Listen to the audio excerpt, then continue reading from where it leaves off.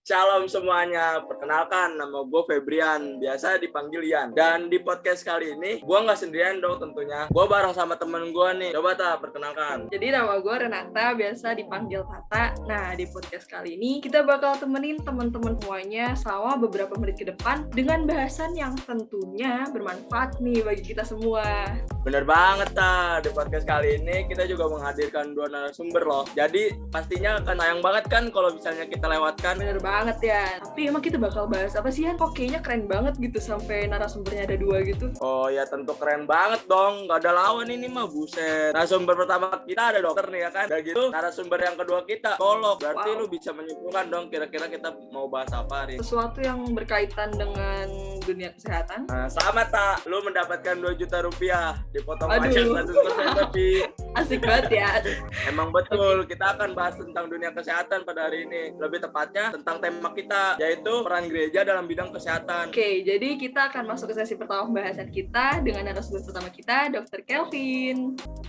Halo, selamat pagi dok. Apa kabar hari ini? Baik, Mbak. Nah, sebelum masuk ke dalam inti bahasan dok, jadi saya persilakan dokter untuk memperkenalkan diri secara singkat agar teman-teman penonton semua bisa kenal dokter nih. Oke, selamat pagi. Salam sejahtera buat kita semua. Nama saya Dr. Kelvin Riupasa. Saya sehari-hari bertugas di RSUD Mampang Perapatan di Jakarta Selatan. Saya bertugas di sana sudah kurang lebih hampir 3 tahun ya, tepat sebelum pandemi ada. Kemudian ketika bertugas di sana, jelang kira-kira 4 bulanan, kemudian timbul pandemi. Kurang lebih seperti itu, Mbak Tata. Terima kasih dok. Nah, seperti yang kita ketahui ini kan pandemi sudah berlangsung sejak kurang lebih 2 tahun ya dok ya? Atau mungkin 3 tahun malah ya, waktunya kan udah lumayan lama banget ya dok ya? Nah, itu sering berjalannya waktu itu, COVID kan variannya makin banyak ya, yang awalnya cuma COVID biasa, jadi ada COVID Delta, Omicron, segala macam. Nah, itu kenapa sih dok bisa ada varian-varian yang berbagai macam rupa itu gitu? Ya, memang virus COVID ini kan disebabkan oleh virus ya. Jadi ketika penyakit yang disebabkan oleh virus itu memang beda dengan bakteri. Kalau bakteri tidak berubah ya, karena dia adalah makhluk hidup. Tapi kalau virus memang makhluk hidup tapi bagiannya sangat kecil gitu dan sangat mudah berubah, sangat mudah bermutasi. Pernah sih saya mengikuti webinar gitu menyatakan bahwa virus COVID ini mudah bermutasi. Jadi yang kita alami saat ini ada salah satunya karena mutasi dari virus COVID.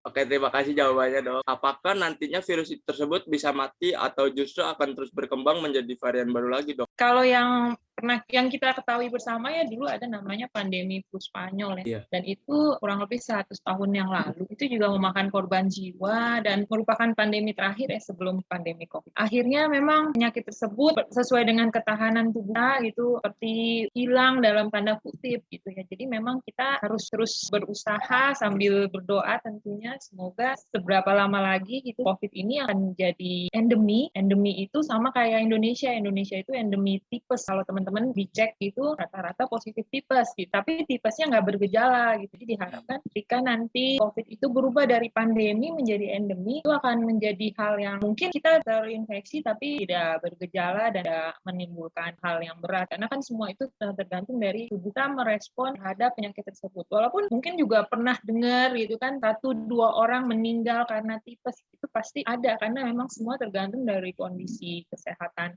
tubuh kita.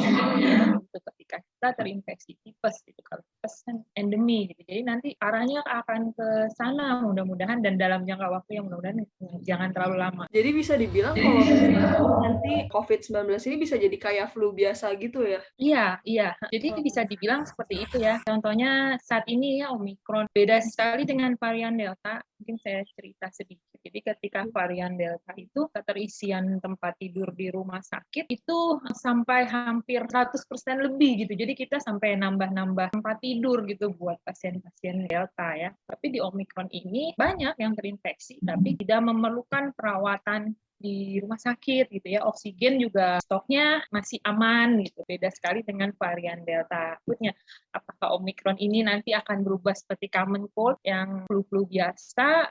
kemudian COVID ini bisa jadi endemi, ya semoga ke arah sana ya. Tapi aku tanya deh dok, kan aku udah pernah nih kena COVID sebelumnya. Temen aku yang ini juga udah pernah kena COVID sebelumnya. Kita udah terima vaksin 2 kali juga. Tapi barusan kemarin aku cek positif lagi. Itu kenapa bisa kayak gitu ya dok ya? Kenapa bisa udah kena pertama kali, terus udah vaksin, terus masih tetap bisa kena gitu loh. Jadi vaksin COVID sendiri itu diberikan berjarak, kalau sekarang teman-teman mungkin sudah ada yang booster atau belum ya? Belum sih, soalnya 18, belum ya, 18 tahun kan. Jadi memang vaksin COVID ini berdasarkan hasil penelitian akan menimbulkan antibodi. Antibodi itu kekebalan terhadap penyakit tersebut. Hanya antibodi itu kan naik turun gitu, dan ternyata vaksin ini tidak membuat benar-benar kekebalan 100% terhadap penyakit COVID. Jadi tubuh itu lebih pernah kenal dengan virus tersebut. Ketika diharapkan vaksin ini memberikan efek kalau tubuh itu sudah pernah kenal dengan virus tersebut, sehingga antibodi yang dikeluarkan untuk melawan virus tersebut menjadi tidak banyak, sehingga tidak terjadi badai sitokin ya. Badai sitokin itu kayak tubuh kita bereaksi berlebihan terhadap virus tersebut. Itu yang menyebabkan waktu varian Delta ya, khususnya menyebabkan badai sitokin itu paru-paru itu jadi penuh dengan banyak tanda kutip cairan gitu. Jadi sebenarnya itu proses tubuh mau melawan virus tersebut. Jadi singkatnya, vaksin itu memang tidak melindungi 100% dari sakit COVID, tapi diharapkan dengan vaksin tubuh kita tidak bergejala berat ketika terinfeksi virus COVID. Mungkin teman-teman juga pernah baca, orang-orang yang menderita gejala berat Omikron ini adalah yang belum divaksin. Ada yang rilis seperti itu, tapi ada juga yang rilis sudah divaksin gitu ya. Dan ini memang sekali lagi saya sampaikan, ini tergantung dari kondisi kita gitu ya, kesehatan badan kita, apakah kita punya sakit hipertensi, punya sakit jantung, itu tuh akan memperberat perlawanan tubuh kita melawan virus COVID. Jadi tetap harus 5M. Ya, udah divaksin. Tapi kan aku kan juga udah vaksin, udah ini, tapi kenapa ya? Kayaknya aku ngerasa gejalanya itu lebih bergejala daripada yang sebelumnya yang pertama gitu. Padahal yang pertama itu aku belum vaksin ya, tapi itu kayak nggak terlalu ngerasa parah banget. Tapi kalau yang sekarang kayak ngerasa sampai batuk-batuk, dahaknya nggak bisa keluar, itu kenapa ya dok kayak gitu? Kenapa bisa udah vaksin tapi tetap ngerasain gejala yang bisa dibilang ya lumayan gitu? Omikron ini memang beberapa penelitian menyampaikan kalau lebih dialami di THT, telinga, hidung, dan tenggorokan.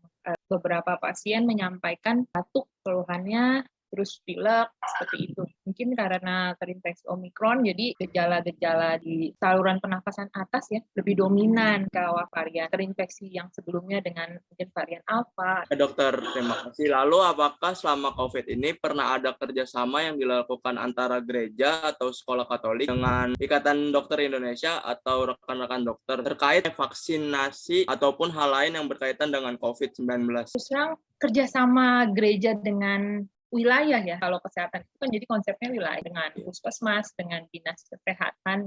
Saya rasa kita patut berbangga gitu, karena gereja Katolik itu terdepan ya kalau menurut saya. Jadi kerjasama baik dalam hal vaksinasi, sejak awal banget saya ingat lansia ya, begitu vaksin itu boleh buat lansia, langsung gereja Katolik itu ada di situ ya. Termasuk yang datang ke RSUD Mampang Perapatan itu juga dari gereja Katolik di Santa Ana ya.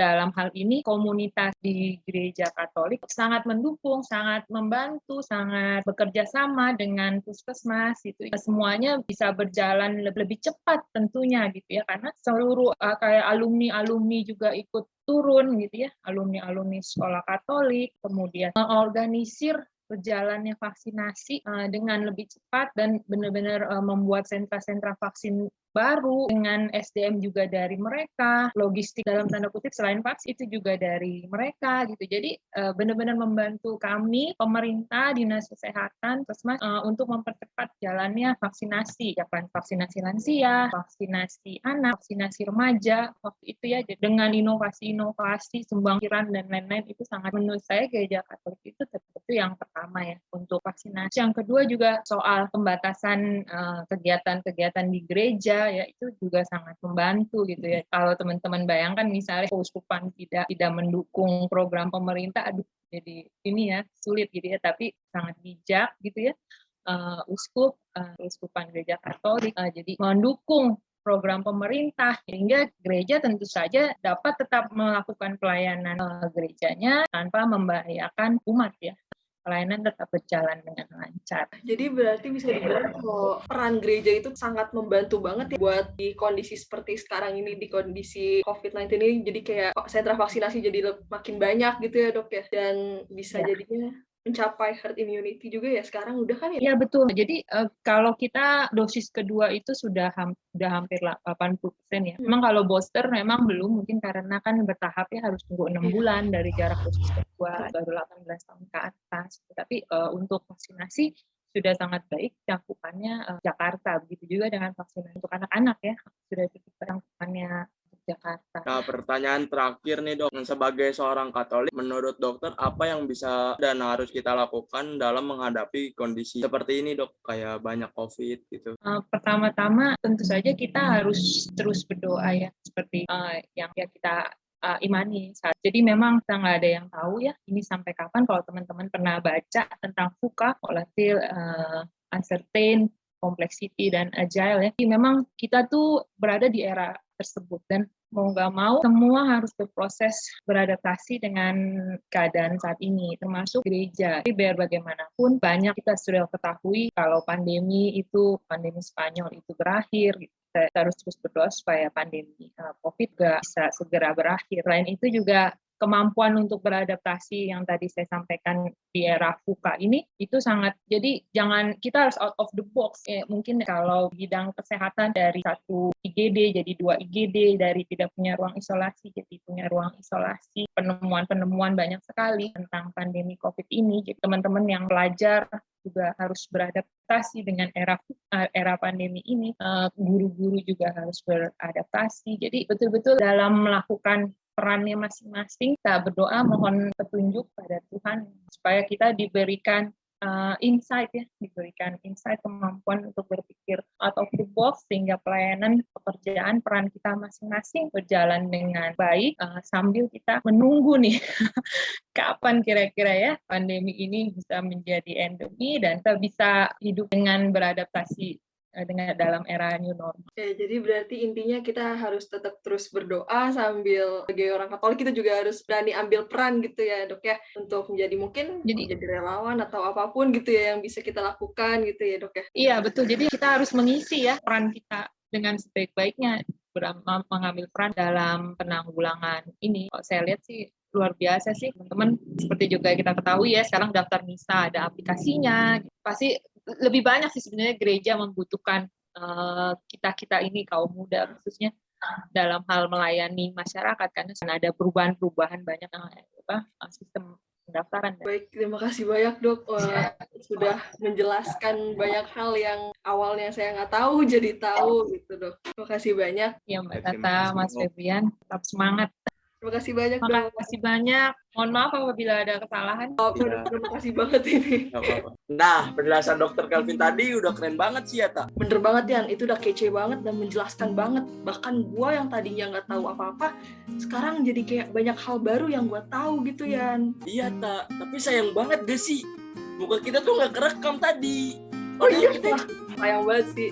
Tapi nggak apa-apa lah ya. Yang penting penjelasan dokternya tuh kan jelas, rinci, dan tentunya teman-teman penonton semua bisa mengerti penjelasan dokternya sih harus. Betul juga sih, Tak. Tetap gak mengurangi manfaat dari podcast tadi lah ya. Yo iya. Oh iya, ngomong-ngomong tadi kan kita udah ngebahas tentang kesehatan fisik atau jasmani kan. Nah, tapi kesehatan itu kan gak sebatas cuma kesehatan jasmani. Ada juga namanya kesehatan mental.